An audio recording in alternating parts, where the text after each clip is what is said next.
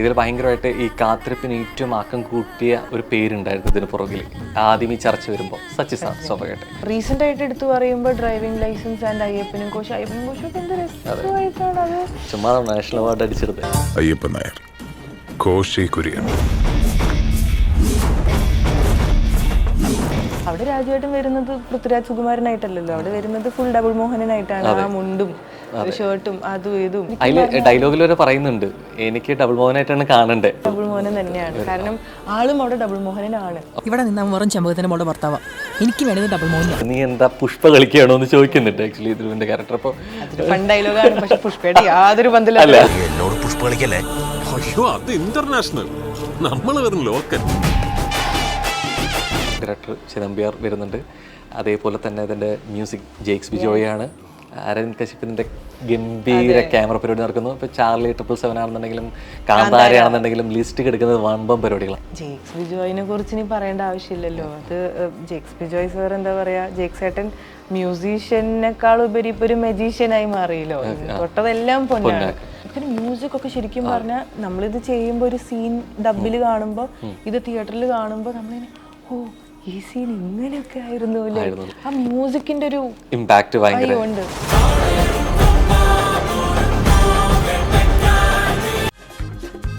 ഇഞ്ചി my meal partner.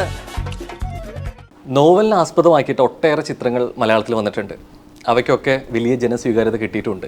അത്തരത്തിൽ R ഇന്ദുഗോപൻ്റെ നമുക്കൊക്കെ പ്രിയപ്പെട്ട ഒരു നോവൽ കൂടി സിനിമയാവാണ്. നീണ്ട വർഷത്തൊരു കാത്തിരിപ്പിന് വിരാമെന്ന് സൂചിപ്പിക്കേണ്ടിയിരിക്കുന്നു വിലായത് ബുദ്ധ ഒടുവിൽ. അങ്ങനെ വലിയൊരു ചിത്രത്തിൻ്റെ വിശേഷമായിട്ട് ഒരൊറ്റൊരാൾ അതിൻ്റെ ബാക്ക് ബോൺ ആയിട്ട് നമ്മളോട് വിശേഷം പറയാൻ വേണ്ടി ഇവിടെ എത്തിച്ചേർന്നിട്ടുണ്ട്. സോ പ്രിയമത, നമസ്കാരം. നമസ്കാരം. ഹായ്. സോ കുറേ നാള് കാത്തിരുന്നൊരു ചിത്രം എന്ന് പറയുമ്പോൾ തന്നെ മനസ്സിലാവും ആ ചിത്രം എത്രത്തോളം പ്രേക്ഷകർ ഇല്ലേ, എക്സൈറ്റഡ് ആണ് കാര്യത്തിൽ. അപ്പം അതിനേക്കാൾ കൂടുതൽ എക്സൈറ്റ്മെന്റിലാണ് ഇവിടെ ഇരിക്കുന്നത്. പക്ഷെ ഇത്രയും വിശേഷങ്ങൾ ഒറ്റയ്ക്ക് പറയാ, ഡീൽ ചെയ്യുക എന്നുള്ളത് ഇരിക്കുന്നത്. അതിന്റെ എല്ലാ ക്രെഡിറ്റും ഇതിലിരിക്കട്ടെ അല്ലേ. പറഞ്ഞ പോലെ വളരെയധികം എക്സൈറ്റഡ് ആണ്. ഫ്യൂ ഇയേഴ്സിന്റെ കാത്തിരിപ്പാണ്, ഫ്യൂ ഇയേഴ്സിന്റെ ഹാർഡ് വർക്ക് ആണ്, എഫേർട്ട് ആണ്, ഡ്രീംസ് ആണ്. വളരെയധികം സ്വപ്നം കണ്ട ഒരു പ്രൊജക്റ്റ് ആണ് വിലായത്ത് ബുദ്ധ. അപ്പൊ അത് ഫൈനലി ഒരു റിലീസ് ഡേറ്റ് November 21st. ഇനി 2 ആഴ്ച അല്ലെ, ഇന്ന് 2 ആഴ്ച. സോ എന്താ പറയാ, വളരെയധികം എക്സൈറ്റഡ് ആണ്. ബുദ്ധചരണം അല്ലേ നമ്മൾ പറയുന്ന പോലെ, ഗച്ഛാമി ഹേ വിലായത് ബുദ്ധ നമ്മളെപ്പോഴും വായിച്ചു കണ്ടിട്ടുള്ള, പ്രത്യേകിച്ച് കൂടുതൽ കേട്ടിട്ടുള്ള അങ്ങനെയാണ്. ആക്ച്വലി സിനിമ സംസാരിക്കുന്നതിന് മുമ്പേ ശരിക്കും വായിച്ചിട്ടുണ്ടോ? ശരിക്കും ഇല്ല, ഞാൻ ആക്ച്വലി സ്ക്രിപ്റ്റ് വായിച്ചു കഴിഞ്ഞിട്ടാണ് ജി ആർ ഇന്ദുഗോപൻ സാറിന്റെ വിലായത്ത് ബുദ്ധ എന്ന ചെറുകഥ വായിക്കുന്നത്. ബട്ട് ഞാൻ ആദ്യം വായിച്ചിരുന്നത് സ്ക്രിപ്റ്റാണ്. ബട്ട് മറയൂരൊക്കെ പോണതിന് മുന്നേ എല്ലാം ഇതിന്റെ പ്രിപ്പറേഷൻസിന് മുമ്പ് വായിച്ചിട്ടുണ്ടായിരുന്നു ചെറുകഥ. ബട്ട് സ്ക്രിപ്റ്റ് കഴിഞ്ഞിട്ടാണ് വായിച്ചത്. ഇതിൽ ഭയങ്കരമായിട്ട് ഈ കാത്തിരിപ്പിന് ഏറ്റവും ആക്കം കൂട്ടിയ ഒരു പേരുണ്ടായിരുന്നു ഇതിന് പുറകിൽ ആദ്യം ഈ ചർച്ച വരുമ്പോൾ സച്ചി സാർ സ്വാഭാവികമായിട്ട്. അപ്പോൾ എഴുതി വെച്ച ചിത്രങ്ങളാണെങ്കിലും സംവിധാനം ചെയ്ത ചിത്രങ്ങളാണെങ്കിലും അത്രത്തോളം അല്ലെ ഗംഭീരമായിട്ട് മലയാളികൾ ഇഷ്ടപ്പെടുത്തി കളഞ്ഞൊരു സംഭവമാണ്. അപ്പം ശരിക്കും ഈ സിനിമയിലേക്ക് ഇന്നാവുന്നേക്കാൾ മുമ്പ് ഈ പേര്, ഈ സിനിമയുടെ പ്രമേയം അല്ലെങ്കിൽ ഇങ്ങനെ ഒരു സിനിമ വരുന്നുണ്ടെന്ന് ആദ്യം പ്രേമത കേൾക്കുന്ന എപ്പോഴായിരുന്നു ശരിക്കും? ഇതിന്റെ തുടക്കത്തിൽ ഇതിനൊപ്പം ഉണ്ടോ, സിനിമയ്ക്കൊപ്പം ഉണ്ടോ? ഇത് ഐ തിങ്ക് അവർ അയ്യപ്പനും കോശിയുടെ ഒരു പാക്കപ്പ് ടൈമിലൊക്കെ അനൗൺസ് ചെയ്തൊരു പടം തോന്നുന്നു. അപ്പോൾ അന്ന് ചർച്ചയിലുണ്ട്. പിന്നെ ആ സമയത്ത് കേട്ടുപോയ അല്ലാണ്ട് അത്രയും രജിസ്റ്റേർഡ് ആയിരുന്നില്ല. കാരണം ഇല്ല, എനിക്ക് അത്രയും രജിസ്റ്റേർഡ് ആയിട്ടുള്ള ഒരു കാര്യമായിരുന്നില്ല. ബട്ട് അറിയുമായിരുന്നു, എവിടേക്കൊക്കെയോ കേട്ടിട്ടുണ്ടല്ലോ. പിന്നെ രാജുവേട്ടനെ വെച്ചിട്ടുള്ളൊരു പടം അത്. പിന്നെ എനിക്ക് സച്ചി ചേട്ടന്റെ വലിയൊരു ഫാനായിരുന്നു ഞാൻ, ഫാനാണ് ഞാൻ.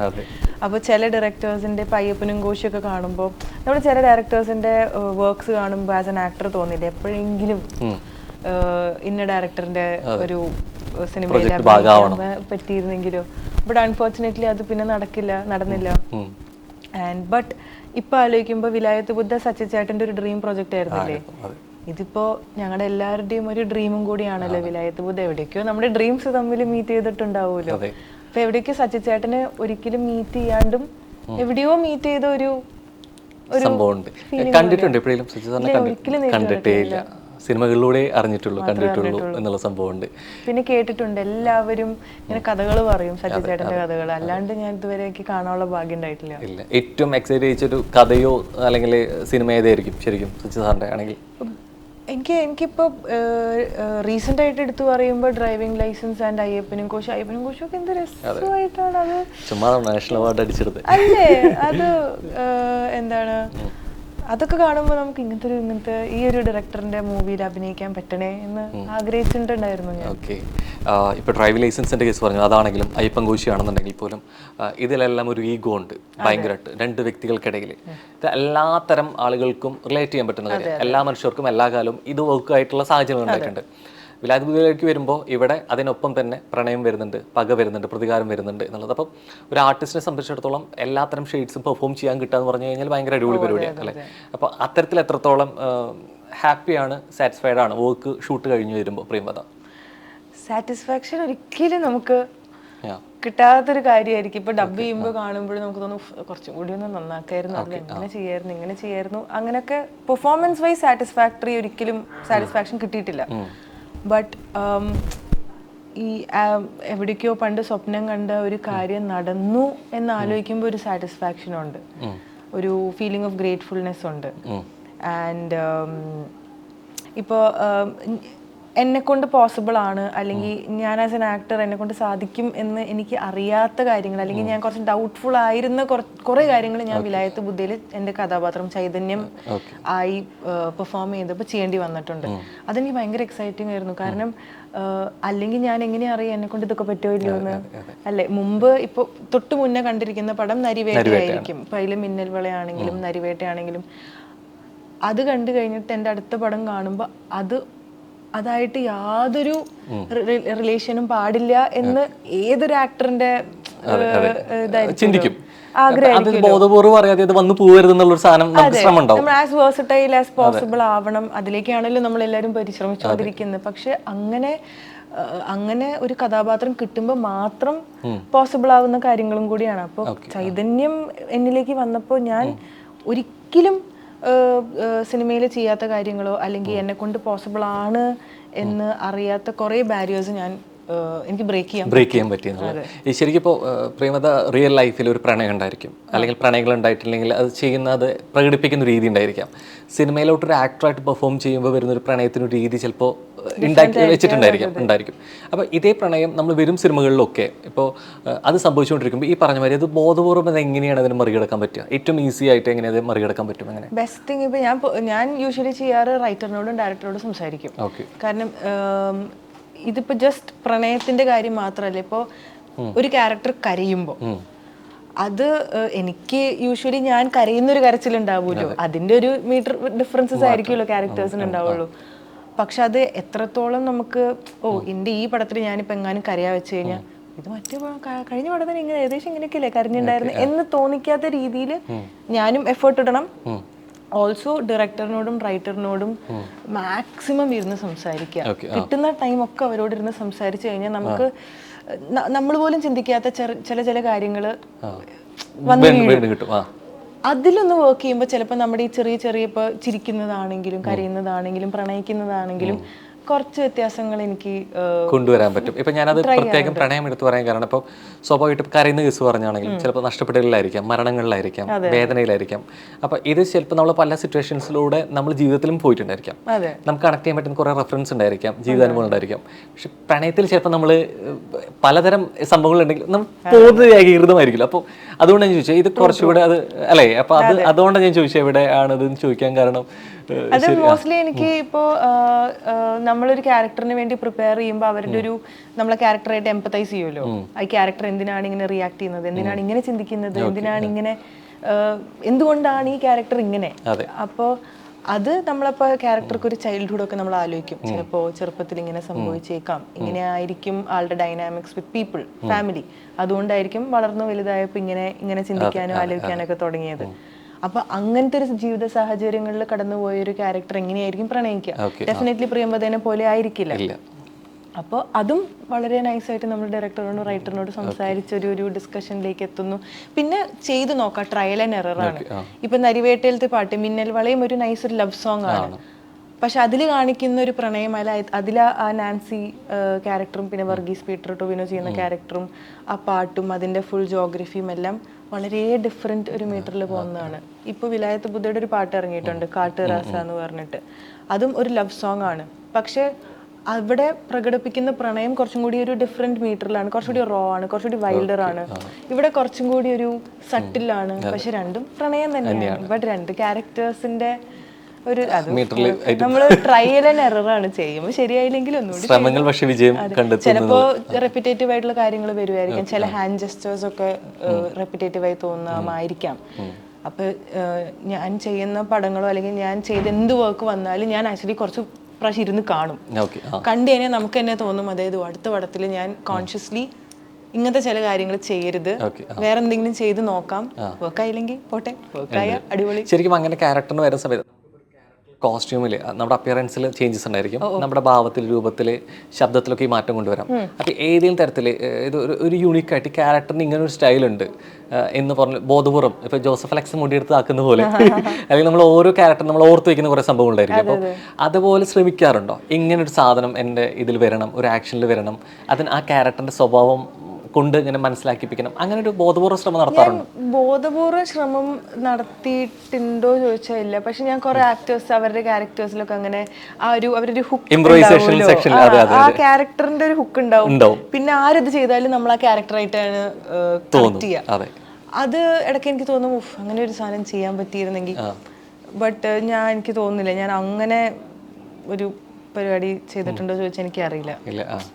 പക്ഷെ ഒരു ആലോചനയിൽ വന്നിട്ടുണ്ട്. പിന്നെ എന്തായാലും ചെയ്യാൻ പറ്റുന്ന ഒരു സാഹചര്യത്തിൽ ചെയ്യാം. പക്ഷെ അത് ഫോഴ്സ്ഫുൾ ആയിട്ട് എവിടെയെങ്കിലും കുത്തി കയറ്റാൻ അല്ല, അങ്ങനെ അതെ, അത് അനിവാര്യം ആവശ്യമെങ്കിൽ മാത്രം ചെയ്യാനുള്ള, അല്ലാതെ കേട്ടേണ്ടതില്ല. പക്ഷെ ഒരു ബെഞ്ച് മാർക്ക് പോലെ ഇതിപ്പോ വളരെ സിമ്പിൾ ആയിട്ടുള്ള ഒരു എക്സാമ്പിൾ ഉണ്ട്. ഇത് ആരോ നോട്ടീസ് ചെയ്തിട്ടുണ്ടോന്നും കൂടി എനിക്കറിയില്ല. ഒരു കട്ടിലൊരു മുറി എന്ന് പറഞ്ഞിട്ടൊരു പടം ചെയ്തിട്ടുണ്ടായിരുന്നു. അതിൽ ഈ പൊട്ട് ഭയങ്കര ഇമ്പോർട്ടൻ്റ് ആയിട്ടുള്ളൊരു ഫാക്ടറാണ്. പൊട്ട് കുത്തുന്നതും പൊട്ട് വെക്കുന്നതും പൊട്ട് ചുമരിൽ കുത്തുന്നത്, പൊട്ട് നെഞ്ചിൽ കുത്തുന്നതും എന്തൊക്കെയോ. അപ്പൊ ഞാൻ എല്ലാം വേറെ പടങ്ങളിൽ ഈ പൊട്ട് കുത്തുന്നതോ അല്ലെങ്കിൽ പൊട്ടെടുത്ത് വെക്കുന്നതൊക്കെ ഞാൻ റൈറ്റ് ഹാൻഡ് യൂസ് ചെയ്തിരിക്കുന്നത്. ബിക്കോസ് ഞാനൊരു റൈറ്റ് ഹാൻഡറാണ്. എന്തോ അറിയില്ല, ആ പടത്തിൽ ഞാൻ മൊത്തം ലെഫ്റ്റ് ഹാൻഡ് ചെയ്തു. എന്നിട്ട് എന്നോട് ചോദിച്ചു എന്താ പറയുക ലെഫ്റ്റ് ഹാൻഡ് കൊണ്ട്. ഞാൻ പറഞ്ഞു യൂഷ്വലി ഞാൻ എപ്പോഴും റൈറ്റ് ഹാൻഡാണ് യൂസ് ചെയ്യുന്നത്. ഒരു കൊതി മാറ്റി ചെയ്യാൻ പടത്തിന് പ്രശ്നം ഉണ്ടാവുന്നില്ലല്ലോ ഞാൻ ലെഫ്റ്റ് ഹാൻഡ് യൂസ് ചെയ്യുന്നത് കൊണ്ട്. പറഞ്ഞേ ഇല്ല, കുഴപ്പമില്ല.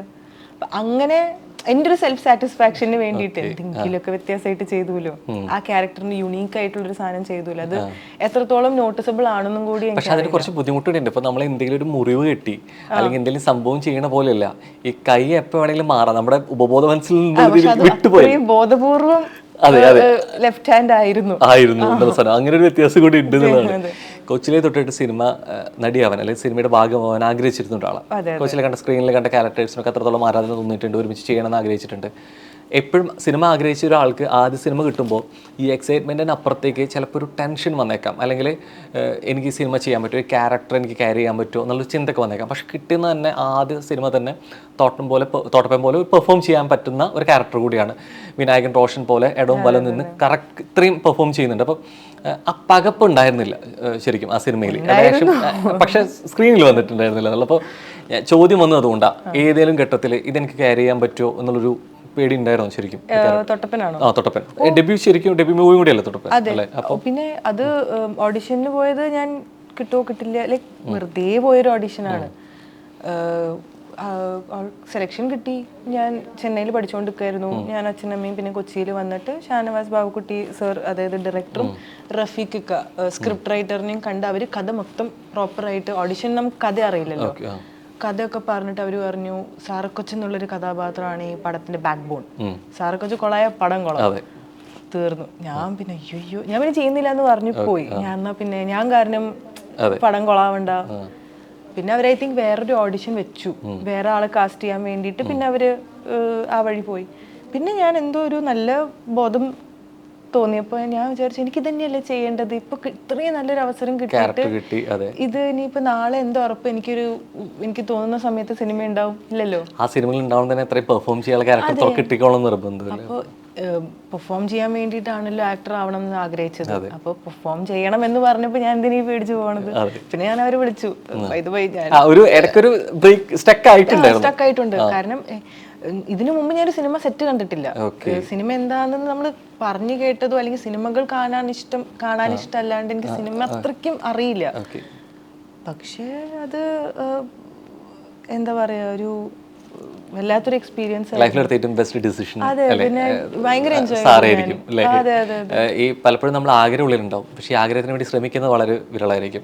ഈ പലരും കണ്ടിട്ടുള്ളത് ഞാൻ സ്ട്രഗിളിലാണ് അല്ലെങ്കിൽ സിനിമകൾ സംഭവിക്കുന്നില്ല എന്ന് പറയുമ്പോഴും അതിനുവേണ്ടി എത്രത്തോളം ശ്രമിക്കുന്നുണ്ടെന്നുള്ളത് അല്ല അപൂർവമായിട്ട് നടക്കുന്ന കാര്യം. അപ്പം ശരിക്കും ഉള്ളിൽ എത്ര ആഗ്രഹം വെച്ചിട്ട് എന്നിലേക്ക് ഒരു സിനിമ വരുമ്പോൾ, ഒരു ക്യാരക്ടർ വരുമ്പോൾ എനിക്ക് ചെയ്യാൻ ശരിക്കും സ്വയം എടുത്ത് തയ്യാറെടുപ്പ് ശരിക്കും എന്തായിരുന്നു ആ കാലഘട്ടത്തിൽ? സിനിമകൾക്ക് വേണ്ടി കാത്തിരിക്കുക മാത്രമായിരുന്നു അതൊരു ആക്ടറായിട്ട് മാറാനുള്ളൊരു സാധനം? ഇല്ല, ഒരു എന്താ പറയുക, ഒരു കണക്കിന് ഞാൻ സിനിമ ആഗ്രഹിച്ചുകൊണ്ടിരിക്കുന്നൊരു കാലം തന്നെ. ലൈക്ക് ഞാൻ ഒരു സ്കൂളിൽ ഐ തിങ്ക് ഒരു 8th 9th ഒക്കെ ആകുമ്പോഴത്തേക്കാണ് ഞാൻ വളരെ സീരിയസ് ആയിട്ട് സിനിമ, എനിക്ക് വേറെ ഒന്നിനും എനിക്ക് ഒരു പ്ലാൻ ബി ഉണ്ടാക്കാൻ പറ്റുന്നില്ല. ഇത് വർക്കൗട്ട് ആയില്ലെങ്കിൽ വേറെ എന്ത് ചെയ്യും, ഒന്നും വർക്കൗട്ട് ആവുന്നില്ല.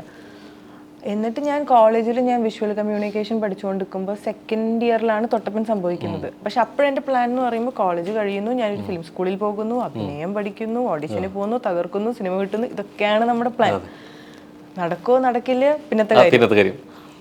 അപ്പോൾ അങ്ങനെ ഒരു സെം ബ്രേക്കിൽ ഇരിക്കുമ്പോൾ വെറുതെ പോയൊരു ഓഡിഷൻ ആയിരുന്നു തൊട്ടപ്പൻ. അപ്പൊ അത്രയും കുറച്ചധികം ടെൻഷൻ ഇല്ലാണ്ട് പോയി ചെയ്തൊരു ഓഡിഷൻ ആയതുകൊണ്ടായിരിക്കാം ചിലപ്പോൾ അത് കിട്ടിയത് തന്നെ. ഇത് കിട്ടണം എന്ന് വിചാരിച്ച് പോയിരുന്നെങ്കിൽ ചിലപ്പോൾ മൊത്തത്തിൽ കൊളായി പോയി. പക്ഷേ ഡെബ്യൂ മൂവി വരുന്ന സമയത്ത് പലപ്പോഴും ഹീറോയിൻസിന് എടുക്കുന്ന സമയത്ത് മിക്കവാറും ചിലപ്പോൾ അവരുടെ ലുക്ക് അപ്പിയറൻസ് ഓക്കെ ആയിട്ട് ചിലപ്പോൾ കാസ്റ്റ് ചെയ്തേക്കാം. പക്ഷേ പ്രിയതയുടെ കാര്യത്തിൽ സാറ വേറൊരു ട്രാക്കിലുള്ള ഒരു അപ്പിയറൻസ് ആണ് അല്ലേ? അപ്പോൾ ചിന്തിച്ചിട്ടുണ്ടോ അല്ലെങ്കിൽ പറഞ്ഞിട്ടുണ്ടോ എന്തുകൊണ്ട് അങ്ങനെ കാസ്റ്റ് ചോദിച്ചിട്ടുണ്ട്? ലുക്ക് വൈസ് എന്നുള്ളൊരു ഫാക്ടർ കൊണ്ടൊന്നുമല്ല. ഞാൻ കാസ്റ്റിംഗ് ഡയറക്ടർ ബിനോയ് നമ്പാലായിരുന്നു കാസ്റ്റിംഗ് ഡയറക്ടർ. കുറേ അടിപൊളി സിനിമകൾ കാസ്റ്റ് ചെയ്യുന്നുണ്ട് കേട്ടോ. അപ്പോൾ ബിനോയ് ഏട്ടനോട് ഞാൻ ഒരു ദിവസം ചോദിച്ചു, കാരണം എൻ്റെ ഓഡിഷൻ എനിക്ക് ഉറപ്പാണ് ഇതിനേക്കാൾ അടിപൊളിയായിട്ട് ഓഡിഷൻ ചെയ്ത് കുറേ കുട്ടികളുണ്ടാവുമായിരിക്കും. പക്ഷെ എന്നിൽ എന്താണ് നിങ്ങൾ കണ്ടത്? എൻ്റെ ഒരു പ്രീവിയസ് പെർഫോമൻസ് ഇല്ല ജഡ്ജ് ചെയ്യാനോ ഒന്നും ചെയ്യാൻ. അപ്പോൾ ആള് പറഞ്ഞു, ഒരു ആനിമൽ ആയിട്ടാണ് റിലേറ്റ് ചെയ്യുന്നത്. അതായത് പൂച്ച എന്നായിരുന്നു ആളുടെ മനസ്സിൽ. കാരണം തൊട്ടപ്പൻ ബുക്കിലും കഥയിലും പൂച്ച ഭയങ്കര ഇമ്പോർട്ടൻ്റ് ആയിട്ടുള്ളൊരു ഫാക്ടറും കഥാപാത്രവുമാണ്. അപ്പോൾ ആളിങ്ങനെ, ഞാൻ ഓരോ കുട്ടികൾ ഓഡിഷൻ ചെയ്യാൻ വരുമ്പോഴും എവിടെയെങ്കിലും എനിക്കൊരു പൂച്ചേനെ റിലേറ്റ് ചെയ്യാൻ പറ്റുന്നുണ്ടോ? ഞാനിങ്ങനെ പൂച്ചയോ, പിന്നെ ചോദിക്കപ്പോ പൂച്ചയെങ്കിൽ പൂച്ച, പടം കിട്ടിയല്ലോ. അതെ, ബട്ട് അത് ഒരു എക്സൈറ്റിംഗ് ഫാക്ടർ ആയിരുന്നു. കാരണം ഞാൻ സ്ക്രീനിൽ കാണുമ്പോൾ ഞാൻ എന്നും എന്നെ കാണുന്ന രീതിയിലല്ല ഞാൻ കണ്ടത്. ഞാൻ വേറെ തന്നെ ഒരാളെ കാണുന്നത്. കാരണം മൊത്തത്തിൽ കംപ്ലീറ്റ് മേക്ക് ഓവർ ആണല്ലോ. അപ്പൊ അത് രസമായിരുന്നു. ഉണ്ട്. മലയാളത്തെ പോലെ കേരളത്തിനെ പോലെ ഭയങ്കരമായിട്ട് കണക്ട് ചെയ്യപ്പെടുന്ന സാഹിത്യപരമായിട്ടും എഴുത്തുപരമായിട്ടും കലാപരമായിട്ടും ഒക്കെ കണക്ട് ചെയ്യുന്ന വെസ്റ്റ് ബംഗാൾ കണക്ഷൻ എപ്പോഴും നമ്മൾ പറയും. അപ്പോൾ ശരിക്കും പ്രിയമതയെ സംബന്ധിച്ചിടത്തോളം രണ്ടിടത്തായിട്ട് കിടപ്പുണ്ട്. ഇവിടെ ഒരു അച്ഛൻ്റെ പാതിയുണ്ട്, അവിടെ ഒരു അമ്മയുടെ പാതിയുണ്ട്. അപ്പോൾ ഒരു കലാകാരായിട്ട് വരുന്ന സമയത്ത് എത്രത്തോളം ഇത് രണ്ടും ഭയങ്കരമായിട്ട് ഗുണം ചെയ്തിട്ടുണ്ട്. പ്രത്യേകിച്ച് വെസ്റ്റ് ബംഗാളിൻ്റെ ഭയങ്കരമായിട്ട് കൾച്ചർ നമ്മളായിട്ട് ഭയങ്കരമായിട്ട് ഇഷ്ടപ്പെടുന്നതാണ്. അപ്പോൾ ഇത് എത്രത്തോളം ഒരു ആക്ടറിന് ഉള്ളിലോട്ട് വളർത്തിയെടുക്കാൻ സഹായിച്ചിട്ടുണ്ടെന്ന് ചോദിച്ചാൽ എന്തായിരിക്കും? ആസ് എൻ ആക്ടർ എന്ന് പറയുമ്പോൾ ബംഗാളി ഫിലിംസ് ഉണ്ട്. ഇപ്പോൾ നമ്മളിപ്പോൾ ഇന്ത്യൻ ഫിലിം അല്ലെങ്കിൽ വേൾഡ് ഫിലിം എന്ന് പറയുമ്പോൾ തന്നെ എടുത്തു പറയുന്ന പേരുകളൊക്കെ തന്നെയാണ് സത്യജിത് റായ് സാറിൻ്റെ ഫിലിംസും കാര്യങ്ങളൊക്കെ. അപ്പോൾ ഇതൊക്കെ സബ് ടൈറ്റിൽസ് ഇല്ലാണ്ട് ഫുൾ കോൺസെൻട്രേഷനിൽ ഇരുന്ന് കണ്ട് മനസ്സിലാക്കാൻ പറ്റുന്നത് സബ് ടൈറ്റിൽ ഇല്ലാതെ കാണാൻ പറ്റുക എന്ന് മാത്രമല്ല, അതിന്റെ റൂട്ട് എന്താണെന്ന് മനസ്സിലാക്കിയിട്ട് കാണാൻ റിലേറ്റ് ചെയ്യാൻ പറ്റുക. ഇതൊക്കെ ആക്ച്വലി ഒരു കണക്കിന് ലാംഗ്വേജ് മാത്രമല്ല കൾച്ചറും അത്ര അറിയുന്നതിൻ്റെ ഒരു ഗുണമാണ്. പിന്നെ not just as an actor, എനിക്ക് ആസ് എ പേഴ്സൺ ഓൾസോ ഞാൻ ഭയങ്കര പ്രൗഡാണ് ഓഫ് ദ ഫാക്ട് ദാറ്റ് ഒരു കൾച്ചറൽ മിക്സ് ഉള്ളത് ആക്ച്വലി നല്ലതാണ്. നമ്മൾ കുറച്ചും കൂടി ചെറുപ്പം തൊട്ട് നമ്മൾ കുറച്ചും കൂടി നമ്മുടെ കാഴ്ചകളും എല്ലാം കുറച്ചുകൂടി വൈഡർ. അപ്പോൾ ഞാനിവിടെ ഓണം സെലിബ്രേറ്റ് ചെയ്യുന്നത് പോലെ തന്നെയാണ് ദുർഗാപൂജ സെലിബ്രേറ്റ് ചെയ്യുന്നത്. അങ്ങനെ കുറേ, ഇത് ജസ്റ്റ് ഒരു എക്സാമ്പിൾ. അത് രണ്ടും അതിൻ്റെതായ തനിമയിൽ ഉൾക്കൊള്ളാനും ആഘോഷിക്കാനും പറ്റുക, മനസ്സിലാക്കാൻ പറ്റുക എന്നുള്ളതാണ്. മറ്റേ നമ്മൾ കേൾക്കുക, പല കൾച്ചറിനെ കുറിച്ച് അറിയാമെന്നുള്ള ശ്രമിക്കും. പക്ഷെ അത് നമ്മളിപ്പോഴും നിൽക്കുന്ന തേർഡ് പേഴ്സൺ പരിപാടിയിൽ ഔട്ട് സർക്കിൾ നിൽക്കുന്ന പരിപാടി. ഇത് അങ്ങനെയല്ല, നമ്മൾ അതിനുള്ളിൽ നിന്നുകൊണ്ട് അതിനെ മനസ്സിലാക്കിയിട്ട് അത് എക്സ്പീരിയൻസ് ചെയ്യാൻ നമ്മുടെ ഒരു ഭാഗമാണ്. എന്റെ ഭാഗമാണ്, അതും എന്റെ ഭാഗമാണ്. രസമുള്ളൊരു പരിപാടിയായിട്ട് പോകുന്നതാണ്. ഈ തുടക്കം ഇത്ര ഒരു ഷോർട്ട് പീരീഡിനുള്ളിൽ തന്നെ നേരത്തെ പറഞ്ഞ ഫസ്റ്റ് മൂവി തന്നെ തൊട്ടപ്പം പോലെ പെർഫോം ചെയ്യാതെ കിട്ടി.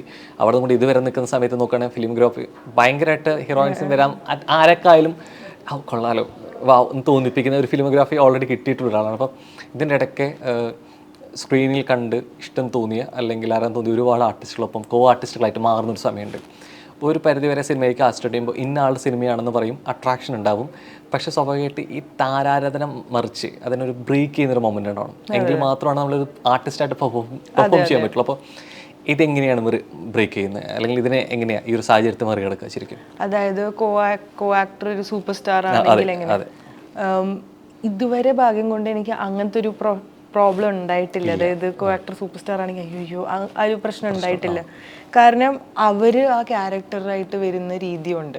ഇപ്പൊ ഈ പടത്തിന്റെ കാര്യം എടുത്ത് പറയാ വെച്ച് കഴിഞ്ഞാല് പൃഥ്വിരാജ് സുകുമാരൻ ഇത്രയും വലിയൊരു സൂപ്പർ സ്റ്റാർ ആണ്. ഞാൻ ചെറുപ്പം തൊട്ട് എത്ര പടങ്ങൾ കണ്ടിരിക്കുന്നു.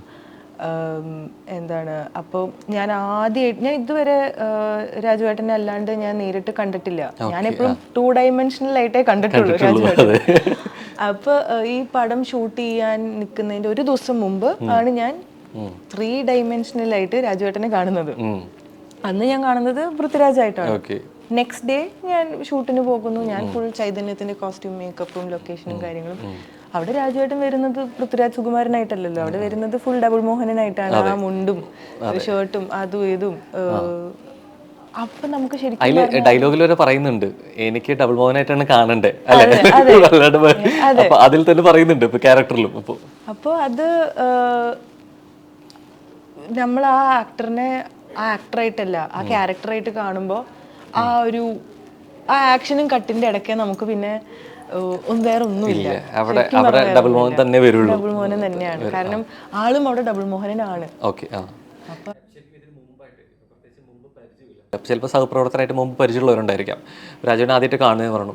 ഇതിനപ്പുറത്തേക്ക് ഒരു ഐസ് ബ്രേക്കിംഗ് ആവശ്യമാണ് ശരിക്കും. ഒരു ക്യാരക്ടറിൽ ആവുന്നേക്കാളും മുമ്പ് ആർട്ടിസ്റ്റിനായിട്ട് ഒരു സംസാരിക്കില്ല, അല്ലെങ്കിൽ ഒരു ഐസ് ബ്രേക്കിംഗ് സെക്ഷൻ ആവശ്യമാണോ ശരിക്കും? അതല്ലെങ്കിൽ ഡയറക്റ്റ് ആയിട്ട് ക്യാരക്ടറിലോട്ട് ആക്ഷനിലോട്ട് പോകാൻ പറ്റും? എപ്പോഴും ഒരു സീൻ ചെയ്യുന്നതിന് മുന്നേ അല്ലെങ്കിൽ ആദ്യമായിട്ട് ഷൂട്ട് ചെയ്യുന്നതിന് മുന്നേ ഒന്ന് സംസാരിക്കുന്നത് എപ്പോഴും ഹെൽപ്ഫുൾ ആണ്. കാരണം പറഞ്ഞതുപോലെ നമ്മൾ സ്ക്രീനിൽ കണ്ടു അല്ലാണ്ട് നമ്മൾ നേരിട്ട് ഇതുവരെ സംസാരിച്ചിട്ടുണ്ടാവില്ലല്ലോ. അതുകൊണ്ട് ഞാൻ ആ ഷൂട്ട് ചെയ്യുന്നതിന്റെ തലേ ദിവസം പോയി സംസാരിച്ചതും ഷൂട്ടിന് തൊട്ട് മുന്നേ ഒന്ന് സംസാരിക്കുന്നതും ഹെൽപ്ഫുൾ ആണ്. എനിക്ക് പേഴ്സണലി ഹെൽപ്ഫുൾ ആണ്.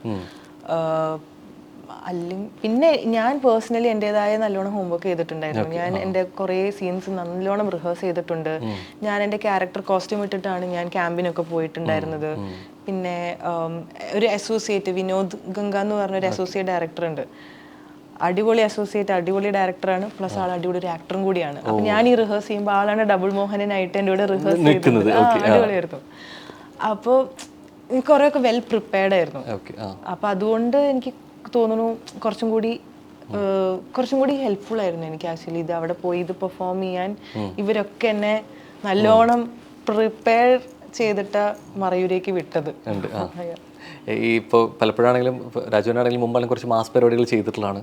അതിൻ്റെ വേറെ ഷെയ്ഡ്സിൽ സംഭവം ചെയ്തിട്ടുണ്ട്. ഏറ്റവും ഒടുവിൽ കടുവ വരെ കണ്ടതാണ് അങ്ങനത്തെ ഒരു പരിപാടിയിൽ. അപ്പോൾ ഇപ്പോൾ ഇതിനെ തന്നെ ഇപ്പോൾ അരവിന്ദ് ഗോപൻ്റെ നോവലിനെ ആസ്പദമാക്കി എന്ന് പറയുമ്പോഴും ഈ ഒരു കഥ കുറേ കൂടി കണക്ട് ചെയ്യുന്നത് ഈ ജനറേഷനിൽ കണ്ടുള്ളവർക്ക് ചിലപ്പോൾ പുഷ്പയായിരിക്കും. അപ്പോൾ സിനിമ അപ്പോൾ ഇതിൽ വരെ പറയുന്നുണ്ട്, നീ എന്താ പുഷ്പ കളിക്കുകയാണോ എന്ന് ചോദിക്കുന്നുണ്ട് ആക്ച്വലി ഇതിൻ്റെ ക്യാരക്ടർ. അപ്പോൾ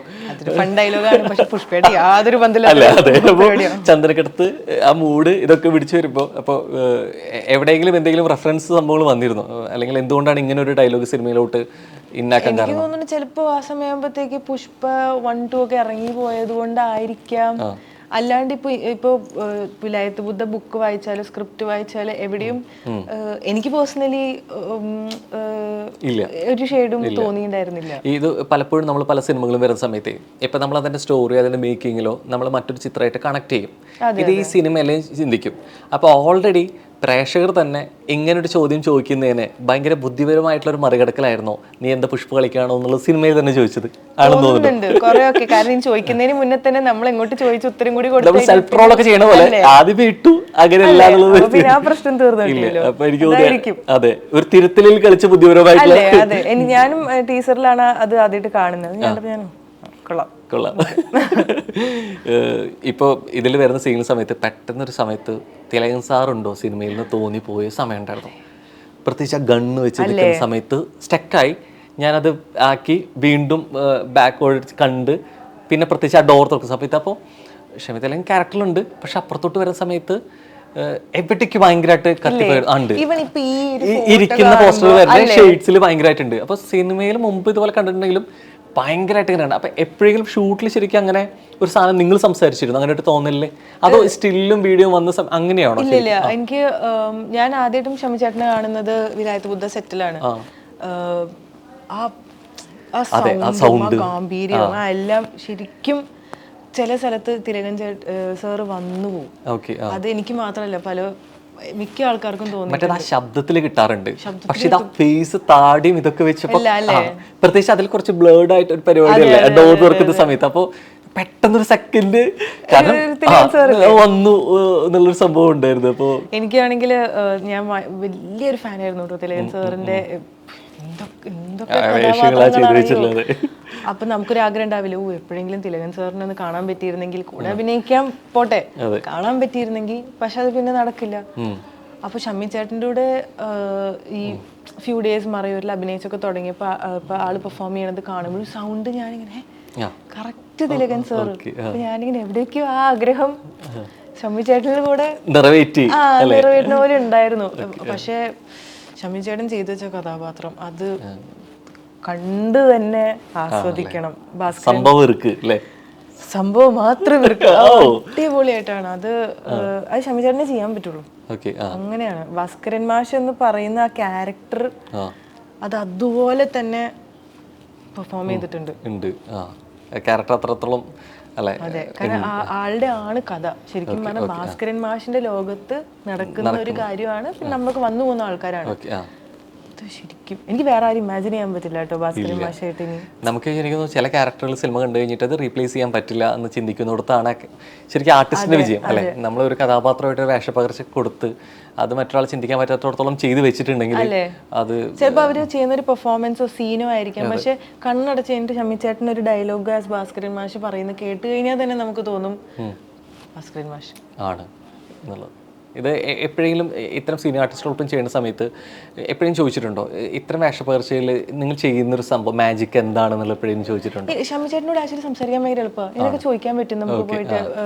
ഇപ്പോൾ ഇത് മാത്രമല്ല, ഇപ്പോൾ ഡബിങ്ങിന്റെ കാര്യമാണെങ്കിലും ആൾക്ക് ഇങ്ങനെ കുറെ കാര്യങ്ങൾ, കഥകൾ പറയാനും ടിപ്സ് ഒക്കെ പറഞ്ഞു തരാനും ഭയങ്കര ഇഷ്ടമാണ്. നമുക്കാണെങ്കിൽ കേൾക്കാനും. അല്ലേ? അപ്പൊ എവിടുന്ന് ഈ ഭാഗ്യം കിട്ടാൻ? തിലകൻ വന്നിരുന്ന് കഥ പറയുന്നു, ടിപ്സ് പറയുന്നു, ഡബ് ചെയ്യുമ്പോ ഇങ്ങനെ ശ്രദ്ധിക്കണം, ഡയലോഗ് രസമായിട്ടോ പറയാം. ബ്യൂട്ടിഫുൾ സ്റ്റോറി ടെല്ലറും കൂടിയാണ്. അപ്പൊ അത് ഒരു അടിപൊളി എക്സ്പീരിയൻസ്. അതാ ശബ്ദത്തിൽ നെറേറ്റ് ചെയ്ത് കേൾക്കാൻ തന്നെ കുറച്ചൊക്കെ എനിക്ക് ഞാനിങ്ങനെ കോൺസെൻട്രേറ്റ് ചെയ്യാൻ ബുദ്ധിമുട്ടാണ്. കാരണം അത്രയും ഞാൻ എക്സൈറ്റഡ് ആണല്ലോ, ഷമ്മി ചേട്ടനാണ് എന്ന് പറയുന്നത്. പിന്നെ അത് മാത്രമല്ല, ഈ സിനിമയിൽ ഇപ്പോൾ ബുക്ക് വായിച്ച ആൾക്കാർക്കറിയാം, ഈ ചൈതന്യവും ഭാസ്കരൻ മാഷിന്റെയും ഒരു ഇക്വേഷൻ എന്ന് പറയുമ്പോൾ കണ്ണെടുത്താൽ കണ്ടുകൂടെ അങ്ങോട്ടും ഇങ്ങോട്ട്, അങ്ങനെയൊക്കെ തന്നെയാണ്. അപ്പൊ ഇതിന്റെ ഒരു ഷെഡ്യൂൾ ബ്രേക്ക് സമയത്താണ് ഞാൻ ഒരു കട്ടിലൊരു മുറി എന്ന് പറഞ്ഞൊരു പടം ചെയ്തത്. അതിൽ എൻ്റെ ഫസ്റ്റ് മൂവിയുടെ ഡയറക്ടർ ഷാനവാസ് കെ ബാബക്കുട്ടി തന്നെ ചെയ്യുന്ന നെക്സ്റ്റ് മൂവിയായിരുന്നു. അപ്പോൾ അതിൽ എന്നെ വിളിച്ചിട്ട് പറഞ്ഞു, ഷമ്മി തിലകനാട്ടോ അച്ഛനായിട്ട് ചെയ്യുന്നത്. അപ്പോൾ ഞാൻ കാരണം ഇതിന്റെ നടുക്കിലാണ്, ഇതിന്റെ ഷൂട്ട് കഴിഞ്ഞിട്ടില്ല. ആൻഡ് അതില് കഥ എന്ന് പറയുമ്പോൾ ഭയങ്കര ലവിങ് ആയിട്ടുള്ള ഒരു ഫാദറാണ്. ഫാദർ ആൻഡ് ഡോട്ടർ റിലേഷൻഷിപ്പ് മോൾക്ക് എന്ത് പ്രശ്നം ഉണ്ടെങ്കിലും അച്ഛനുണ്ട്, അച്ഛനറിയാം, മോളുണ്ട്. അങ്ങനെ ഞങ്ങൾ ആ ലൊക്കേഷനിൽ പോയിട്ട് പറയുമായിരുന്നു, എന്തൊരു കോൺട്രാസ്റ്റ് അല്ലേ, ഇവിടെ നമുക്ക് എന്ത് സ്നേഹം, അവിടെ പോയാൽ വീണ്ടും തല്ലുപിടിക്കാം. അല്ല ശരിക്കും ഒരു ആർട്ടിസ്റ്റിനെ സംബന്ധിച്ചിടത്തോളം ഇപ്പോൾ ലാലൻ്റെ ആണെങ്കിൽ മുമ്പ് പറഞ്ഞിട്ടുണ്ട്, ഇപ്പോൾ ഈ കിലുക്കം, ഉള്ളടക്കം, സതയം ഇതൊക്കെ ചെയ്യുന്ന ഒരേ സമയത്താണ് എന്നുള്ള സംഭവം. ഈ രണ്ടും കിടക്കുന്നത് വേറെ വേറെ ഇതിലാണ്. ഇപ്പോൾ ഈ അടുത്ത അമരത്തിൻ്റെ റീ റിലീസ് സമയത്ത് അശോക് ചേട്ടൻ പറയുന്നുണ്ട്, അത് ഇനി ഹരിനഗറിൻ്റെ സെറ്റിൽ നിന്നാണ് അമരം ചെയ്യാൻ പോകുന്നത്. അപ്പോൾ കിടക്കുന്ന സംഭവം നോക്കിയപ്പോൾ നമ്മളൊരു വേറെ വേഷമാണ്, വേറൊന്ന് ചെയ്യാനുള്ള എന്നുള്ളത് പറയുമ്പോഴും നമുക്ക് പെർഫോം ചെയ്യാൻ കിട്ടുന്നൊരു സാധനം, സ്വിച്ച് ചെയ്ത് നമ്മൾ ക്യാരക്ടറോട്ട് മാറാൻ കിട്ടുന്നൊരു സംഭവം എക്സ്പീരിയൻസ് ചെയ്യാൻ പറ്റുന്നത് ഭയങ്കര ഇതാണ്. പക്ഷെ ഇതിൻ്റെ അപ്പുറം പറയുന്നൊരു കാര്യം കൂടി, നമ്മളൊരു ക്യാരക്ടറായി ഉൾക്കൊണ്ട് കഴിഞ്ഞ് കഴിഞ്ഞാൽ പിന്നെ നമ്മളത് പെട്ടെന്ന് അങ്ങോട്ട് പോവില്ല. നമ്മളൊരു പരകായ പ്രവേശം നടത്തി കഴിഞ്ഞാൽ ക്യാരക്ടറിലോട്ട് ആയി കഴിഞ്ഞാൽ പെട്ടെന്ന് മാറില്ല പറയും. അപ്പോൾ ഇത് എത്രത്തോളം ഇതാണ്, കുറച്ചുകൂടി പാടാണോ ശരിക്കും? ഒരു ക്യാരക്ടർ വരുന്നു, അവിടെ സ്വിച്ച് ചെയ്ത് ഇങ്ങോട്ട് വരുന്നു. അതെനിക്ക് അങ്ങനെ ഒരു പാടായിട്ട് തോന്നിയിട്ടില്ല. കാരണം ഒന്നാമത് ഇപ്പോൾ നമ്മൾ ചെയ്യുന്ന ചില കഥാപാത്രങ്ങൾ നമ്മൾ അങ്ങനെ ഉൾക്കൊണ്ട് അത് ആ സ്വഭാവ ശൈലി വെച്ച് വീട്ടിലേക്ക് വന്നാലും നമ്മുടെ പേഴ്സണൽ റിലേഷൻഷിപ്സ് ഒന്നും നല്ല രീതിക്ക് പോവില്ല. അപ്പൊ കുറേയൊക്കെ അത് അവിടെ തന്നെ വെച്ച് കട്ട് ചെയ്യുക, അല്ലെങ്കിൽ അടുത്തൊരു പെർഫോമൻസ് ആണെങ്കിലോ, അല്ലെങ്കിൽ ഞാൻ എന്നൊരു വ്യക്തിയായിട്ട് ഞാൻ തിരിച്ചെൻ്റെ വീട്ടിലേക്ക് പോകുമ്പോൾ അതൊരിക്കലും എത്രത്തോളം ഹെൽത്തി ആണോ എന്ന് എനിക്കറിയില്ല. ചിലപ്പോൾ എവിടെയെങ്കിലുമൊക്കെ ചെറുതായിട്ട് ഒരു ഇൻഫ്ലുവൻസ് ഉണ്ടാവും ഫോർ സം ടൈം. ചിലപ്പോൾ ഇച്ചിരി ദേഷ്യം കൂടുതലായിരിക്കും, അല്ലെങ്കിൽ ചിലപ്പോൾ എന്തെങ്കിലുമൊക്കെ ഉണ്ടാവുമായിരിക്കും. പക്ഷെ അല്ലാണ്ട് അങ്ങനെ അതിനത് എഫക്ട് ചെയ്യാറില്ല. ഇല്ല, അത്രയും ഇല്ല. എനിക്ക് ആ കോസ്റ്റ്യൂമും മേക്കപ്പും ആ ലൊക്കേഷൻ അതൊക്കെ വേണം. ഓക്കെ, എങ്കിൽ മാത്രമേ ബാധ കയറൂ. ഭയങ്കര ഹെൽപ്ഫുൾ ആണ് എനിക്ക്. അത് ആക്ച്വലി നല്ലതാ. അതല്ലേ, അതെ. ഇപ്പോൾ ഇതിൽ ലിസ്റ്റ് നോക്കുകയാണെങ്കിൽ ഇപ്പോൾ റോഷൻ തൊട്ട് തുടങ്ങി, ടോവിനാണെങ്കിലും ഇപ്പോൾ രാജുവേട്ടാണെങ്കിൽ പോലും, അപ്പോൾ ഇത്രയും ലിസ്റ്റിൽ നിൽക്കുന്നത് കുറേ കൂടിയും ഒരു സ്ക്രീൻ സ്പേസിലോട്ട് നിൽക്കുന്ന സമയത്ത് ആക്ട് ചെയ്യുമ്പോൾ കുറേ കൂടി കംഫർട്ടബിൾ ആക്കിയത്, അല്ലെങ്കിൽ ഒരു ആർട്ടിസ്റ്റായിട്ട് പെർഫോം ചെയ്യാൻ കുറേ കൂടി സ്പേസ് കിട്ടിയത് എവിടെയായിരുന്നു? ഈ 3 പേരിൽ ആരായിരുന്നു? അയ്യോ, അങ്ങനെ കമ്പയർ ചെയ്യാനേ പറ്റില്ല. അല്ല, അത് ഞാൻ ചോദിക്കുന്നത് അങ്ങനെ കമ്പാരിസൺ കുറച്ചുകൂടി പെട്ടെന്ന് എന്നുള്ള രീതിയിലേക്ക് ഒരു കെമിസ്ട്രി വർക്ക്ഔട്ട് ചെയ്ത് എനിക്ക് തോന്നുന്നു. ഇപ്പൊ ഇവര് 3 പേരെടുത്ത് പറയാ വെച്ച് കഴിഞ്ഞാല്, എനിക്ക് തൊട്ടപ്പനിൽ എനിക്കൊരു ക്യാമ്പ് ഉണ്ടായിരുന്നു. ആ ക്യാമ്പിൽ റോഷനും ഉണ്ടായിരുന്നു. അപ്പൊ ഞാൻ ഷൂട്ടിനല്ല പരിചയപ്പെടുന്നത്, അതിനു മുമ്പ് കുറച്ചധികം ദിവസം ഫോട്ടോ കൊച്ചിയിൽ ഒരു ക്യാമ്പ് ഉണ്ടായിരുന്നു. അവിടെ കുറെ ഇംപ്രവൈസേഷൻസും തിയേറ്ററിക്കലായിട്ടും കുറെ കാര്യങ്ങൾ ചെയ്തിട്ടുണ്ട്. അത് സാറയായിട്ട് തന്നെയാണോ ചെയ്യിപ്പിച്ച്, അതോ അതല്ലാതെയാണോ? സാറയുടെ കുറച്ച് ക്യാരക്ടറിസ്റ്റിക്സ് എടുത്തിട്ട് നമ്മള് അതിലാണ് വർക്ക് ചെയ്യുന്നത്. അപ്പോൾ ഗോപൻ ചിദംബരം സാറും രഘുനാഥ് പല്ലേരി സാറും എല്ലാവരും ഉണ്ടായിരുന്നു. അവരാണ് ഇത് ട്രെയിൻ ചെയ്തെടുപ്പിച്ചത്. പിന്നെ ജയപ്രകാശ് കുള്ളൂർ മാഷും ഉണ്ടായിരുന്നു. അപ്പോൾ അതുകൊണ്ട് ചിലപ്പോൾ എന്താ പറയാ, സെറ്റിൽ ആദ്യമായിട്ട് കാണുമ്പോൾ ഒരു ഐസ് ബ്രേക്കിംഗ് അവിടെ കഴിഞ്ഞു. ബട്ട് ഇപ്പൊ നരിവേട്ടയില് ടോവിനോ ആണെങ്കിൽ വർക്കിംഗ് ഡേയ്സ് കുറവായിരുന്നു. പക്ഷെ ഇത്രയും എക്സ്പീരിയൻസ്ഡ് ആയിട്ടുള്ള ഒരു ആക്ടർ ആണല്ലോ. അപ്പോൾ അവര് ആ ഐസ് ബ്രേക്കിംഗ് ആദ്യം തന്നെ നമ്മൾ കംഫർട്ടബിൾ ആക്കും. സെയിം തിങ് വിത്ത് രാജുവേട്ടൻ. അല്ലെങ്കിൽ നമുക്ക് ഒരു അത്ര എക്സ്പീരിയൻസ് ഒന്നും ഇല്ലല്ലോ, ഒരു ന്യൂ കമ്മർ തന്നെയല്ലേ. അപ്പൊ അവര് അത്രയും കോൺഷ്യസ് ആയിട്ട് അവര് ഐസ് ബ്രേക്കിംഗ് ചെയ്തോളും, നമ്മൾ കംഫർട്ടബിൾ ആയി പോകും. നമ്മളത് അറിയാതെ സംഭവിച്ചു പോയിട്ടുണ്ടാവും. അതാണ് ഇതില് രാജുവേട്ടൻ ആക്ടർ മാറ്റി നിർത്തി എവിടെയെങ്കിലും ഒരു ഡയറക്ടർ മൊമെന്റ് അല്ലെങ്കിൽ ഡയറക്ടർ മോഡിലോട്ട് സ്വിച്ച് ചെയ്യുന്ന ഒരു പരിപാടി ഉണ്ടായിരുന്നോ എപ്പോഴെങ്കിലും? ഇല്ല. ഏതായിരുന്നു ഒരു എക്സ്പീരിയൻസ് ഒരു മൊമെന്റില്? ഇല്ല, അല്ല, ആൾ മൊത്തത്തില് അതായത് ഒരു ക്യാമറയ്ക്ക് പുറകിൽ നിന്ന് സംവിധാനം ചെയ്യുന്നതിനെ കുറിച്ചല്ല, മറിച്ച് ചിലപ്പോൾ നമ്മൾ നിൽക്കുന്ന സമയത്ത് നമ്മുടെ കോ ആർട്ടിസ്റ്റ് നമ്മൾക്ക് പെർഫോം ചെയ്യാനെ പറ്റി പറഞ്ഞു തരുന്നതും ഒരു ഡയറക്ടറിന്റെ ഒരു POയിൽ പറഞ്ഞു തരുന്നതും വ്യത്യാസമുണ്ടല്ലോ. അപ്പോൾ അത്തരത്തിൽ എന്തെങ്കിലും സംസാരങ്ങൾ ഉണ്ടായിരുന്നു? ഇല്ല, എനിക്ക് ഇങ്ങനെ തോന്നിയത് ഒരു നല്ല ആക്ടർ ആവണമെങ്കിൽ ആക്ടിങ്ങിനെ കുറിച്ച് മാത്രമല്ല, നമ്മൾ ചുറ്റുമുള്ള ബാക്കി എല്ലാത്തിനെയും കുറിച്ച് നല്ലൊരു ധാരണ ഉണ്ടെങ്കിൽ ഭയങ്കര ഹെൽപ്ഫുൾ ആണ്. ബിക്കോസ് ഞാനിവിടെ അഭിനയിക്കുന്നു, ലൈറ്റ്, ലെൻസ്, ഏത് ലെൻസാണ്, ഇപ്പുറത്തെ ഏത് ലെൻസാണ്, ഇത് എഡിറ്റ് ചെയ്ത് വരുമ്പോൾ അപാര നോളജാണ്. നമ്മളെല്ലാവരും പറഞ്ഞു കേട്ടിട്ടുണ്ടല്ലോ. അതൊക്കെ നമ്മുടെ ആക്ടിങ്ങിന് ശരിക്കും പറഞ്ഞ ആസ് എൻ ആക്ടർ നമ്മളെ നെക്സ്റ്റ് ലെവലിലേക്ക് കൊണ്ടുപോകും. ഒരു ടെക്സ്റ്റ് ബുക്ക് ആണ് ആക്ച്വലി, ശരിക്കും ഒരു ടെക്സ്റ്റ് ബുക്ക് ആണ്. എന്തിനെ കുറിച്ച് ചോദിച്ചാലും അറിയാം. അതൊരു നമ്മൾ പഠിക്കേണ്ട ഒരു സിലബസ് ആണ് ശരിക്കും. അത് ഞാൻ പണ്ട് വിചാരിച്ചിരുന്ന ഒരു നല്ല ആക്ടർ ആവണമെങ്കിൽ ആക്ടിങ്ങിനെ കുറിച്ച് മാക്സിമം നോളജ്, എല്ലാത്തിനെയും കുറിച്ച് ഒരു ധാരണ. അതെ, അത് ഞാൻ ശരിക്കും രാജുവേട്ടനെ നാട്ടോ പഠിച്ചത്. അതെ. ഇതിൽ അട്രാക്ട് ചെയ്യുന്ന കുറേ കാര്യങ്ങളുണ്ട്. നമ്മൾ ആർട്ടിസ്റ്റിനെ കുറിച്ച് പറയുമ്പോഴാണെങ്കിലും അതിനപ്പുറത്തേക്ക് ഡയറക്ടർ ചിദംബിയാർ വരുന്നുണ്ട്. അതേപോലെ തന്നെ ഇതിൻ്റെ മ്യൂസിക് ജെയ്ക്സ് ബിജോയാണ്. അരവിന്ദ് കശ്യപിന്റെ ഗംഭീര ക്യാമറ പരിപാടി നടക്കുന്നു. ഇപ്പോൾ ചാർലി 777 ആണെന്നുണ്ടെങ്കിലും കാന്താരയാണെന്നുണ്ടെങ്കിലും ലിസ്റ്റ് കിടക്കുന്നത് വമ്പം പരിപാടികളാണ്. അപ്പോൾ ഇതിന് കുറച്ചുകൂടി വലിയ ക്യാൻവാസിൽ ചെയ്യുന്നൊരു പടം കൂടിയാണ്. അപ്പോൾ ഇവരുടെ ഒക്കെ സാന്നിധ്യം എത്രത്തോളം ഗുണം ചെയ്യുന്നുണ്ട്? വലിയ ഗുണം ഉണ്ടല്ലോ. കാരണം ഇപ്പോൾ വിഷ്വൽസ് അരവിന്ദ് കശ്യപും പിന്നെ രണദേവ് എന്ന് പറഞ്ഞിട്ടൊരു ക്യാമറമാൻ ഉണ്ടായിരുന്നു. ഇവരെ എടുത്ത് അത്രയും മനോഹരമായിട്ട് ക്യാപ്ചർ ചെയ്യുന്നതുകൊണ്ടല്ലേ സ്ക്രീനിൽ ഇത്രയും ബ്യൂട്ടിഫുൾ ആയിട്ട് നമ്മളൊക്കെ കാണുന്നത്. പിന്നെ ജെയ്ക്സ് ബിജോയിനെ കുറിച്ച് ഇനി പറയേണ്ട ആവശ്യമില്ലല്ലോ. അത് ജെയ്ക്സ് ബിജോയ് സാർ എന്താ പറയാ, ജെയ്ക്സ് ഏട്ടൻ മ്യൂസീഷ്യനേക്കാൾ ഉപരി ഇപ്പൊ ഒരു മജീഷ്യനായി മാറിയല്ലോ. തൊട്ടതെല്ലാം പൊന്നാണ്. ആൻഡ് എനിക്ക് ഒരു പേഴ്സണൽ ഒരു ഗ്രേറ്റ്ഫുൾനെസ് എന്ന് പറയുമ്പോൾ, ഇപ്പൊ അതിന് മുമ്പ് മിന്നൽവള എന്നുള്ളൊരു പാട്ട് ഇറങ്ങുമ്പോൾ അല്ലെങ്കിൽ ഒരു സിനിമ ഇറങ്ങുമ്പോൾ നമ്മളത് നല്ല രീതിക്ക് പോകണം, ആൾക്കാർക്ക് ഇഷ്ടമാവണം. എന്നിലുപരി നമ്മളൊന്നും ഇങ്ങനെ ഹിറ്റ് ആവണമെന്ന് നമ്മൾ പ്ലാൻ ചെയ്യുന്നില്ലല്ലോ, ആഗ്രഹിക്കുന്നില്ലല്ലോ. അപ്പൊ എൻ്റെ കരിയറിൽ, എൻ്റെ ലൈഫിൽ ആദ്യമായിട്ടാണ് എനിക്ക് അങ്ങനത്തെ ഒരു സ്കെയിലിൽ ഒരു കാര്യം അങ്ങനെ സൂപ്പർ ഹിറ്റ് ആവുന്നത്. അത് ജേക്ക് ചേട്ടൻ എനിക്ക് സമ്മാനിച്ചൊരു പാട്ടല്ലേ. അതെ. അപ്പൊ അതെനിക്ക് ഭയങ്കര സ്പെഷ്യലാണ്, എനിക്ക് ഭയങ്കര ക്ലോസ് ടു ഹാർട്ടാണ്. സോ അത് ഇപ്പോൾ വിലായത്ത് ബുദ്ധയിലും ജേക്ക് ചേട്ടനാണ് മ്യൂസിക് ചെയ്യുന്നത്. ഞാൻ ഭയങ്കര ഹാപ്പിയാണ്. ആൻഡ് അരവിന്ദ് കശ്യപിന്റെ വിഷ്വൽസ്, ജയൻ ചേട്ടന്റെ ഡയറക്ഷൻ, പിന്നെ മനു ചേട്ടന്റെ മേക്കപ്പ്, ബംഗ്ലാന്റെ ആർട്ട് ഒരു രക്ഷയില്ല കേട്ടോ ഈ പടത്ത്. ഒരു രക്ഷയില്ല. ചില കാലങ്ങളിൽ എനിക്ക് ആർട്ടാന്ന് മനസ്സിലായില്ല ശരിക്കും പറഞ്ഞാൽ. അത് അത്രയും റിയൽ ആണ്. ആൻഡ് ഇപ്പൊ ഒക്കെയാണ് ഷൂട്ട് ചെയ്തത്. ചില കുറച്ച് സ്ഥലം മൂന്നാറിലുണ്ട്, കുറച്ച് നെല്ലിയാമ്പതി, കുറച്ച് ഇടുക്കി, മോസ്റ്റ്ലി മറയൂർ ആണല്ലേ. നമ്മളിപ്പോ ചെയ്ത് കഴിഞ്ഞ് ഷൂട്ട് കഴിഞ്ഞ് ഇപ്പൊ തന്നെ ഒരു 3 ഘട്ടമായിട്ട് പോവാണെങ്കിൽ നമ്മൾ പെർഫോം ചെയ്തു. നമ്മൾ ഡബിൻ്റെ സമയത്താണെങ്കിൽ നമ്മൾ അതിൻ്റെ ഒരു പൈലറ്റ് കണ്ട് നമ്മൾ ചെയ്തു. പൈലറ്റ് ഇതും കഴിഞ്ഞിട്ടായിരിക്കും ഫൈനൽ സാധനം മേക്കപ്പിൽ ബാക്ക്ഗ്രൗണ്ട് സ്കോർ കൂടെ വരുന്നത്. ഏറ്റവും കൂടുതൽ ഒരു സാധനം ഒരു കംപ്ലീറ്റ് ഫീൽ കിട്ടുന്നത് ഇത് ഏത് സ്റ്റേജിലായിരിക്കും ഒരു ആർട്ടിസ്റ്റ് എന്ന നിലയിൽ? Last stage. അതെ, എല്ലാം കഴിഞ്ഞ് കളറിങ്ങും ഫൈനൽ എഡിറ്റും മറ്റേ മ്യൂസിക് ഒക്കെ ശരിക്കും പറഞ്ഞാൽ നമ്മളിത് ചെയ്യുമ്പോൾ ഒരു സീൻ ഡബിൽ കാണുമ്പോൾ ഇത് തിയേറ്ററിൽ കാണുമ്പോൾ നമ്മളിങ്ങനെ ഓ ഈ സീൻ ഇങ്ങനെയൊക്കെ ആയിരുന്നു അല്ലേ.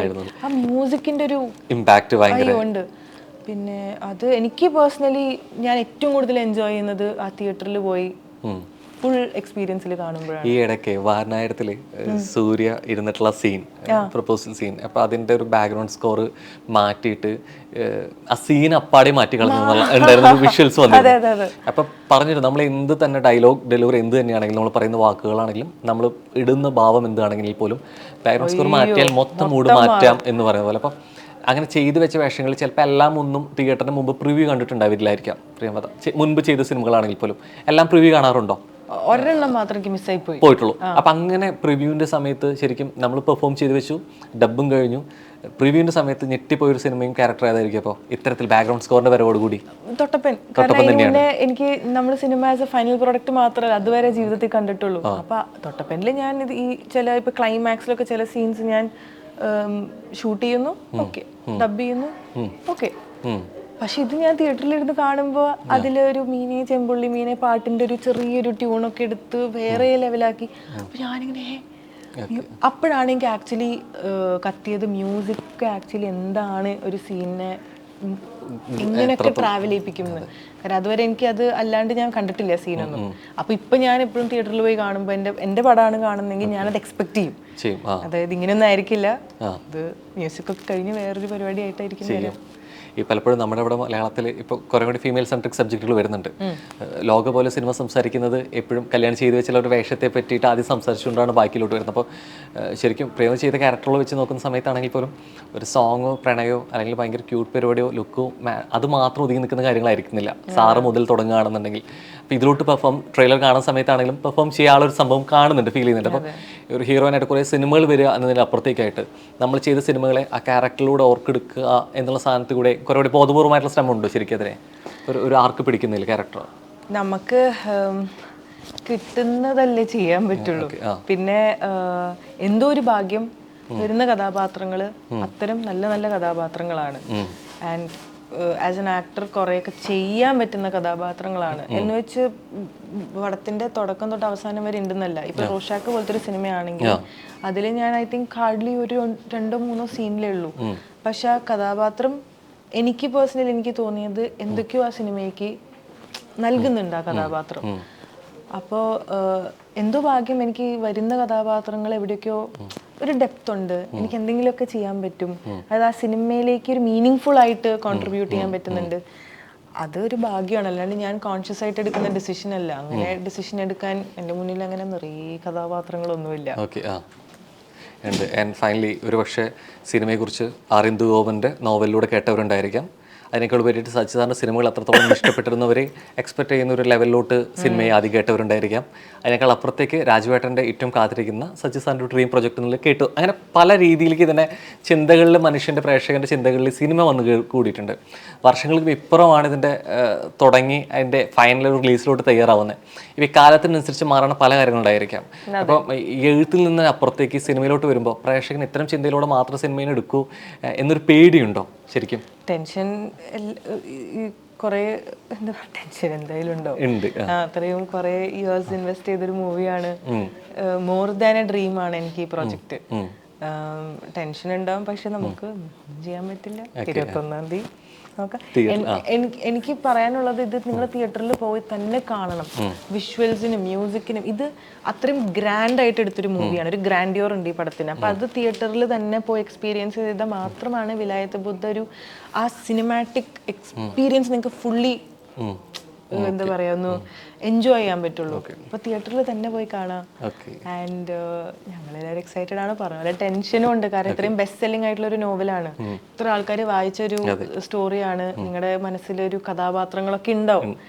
അപ്പൊ അതിന് രൂപവും ശബ്ദം കൊടുത്ത് നമ്മള് മാക്സിമം ഡിസപ്പോയിന്റ് ചെയ്യാണ്ട് നോക്കാൻ ശ്രമിച്ചിട്ടുണ്ട്.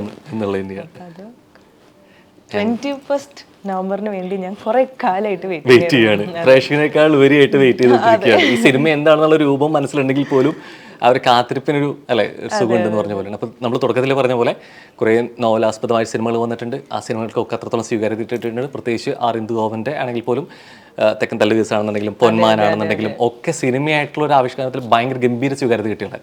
അപ്പോൾ ആ ലിസ്റ്റിൽ ഏറ്റവും ഒടുവിൽ ആ കാത്തിരിപ്പിന് എത്രത്തോളം ഉണ്ട് എന്നുള്ളത് 21-ാം തീയതി നമുക്കറിയാൻ പറ്റും.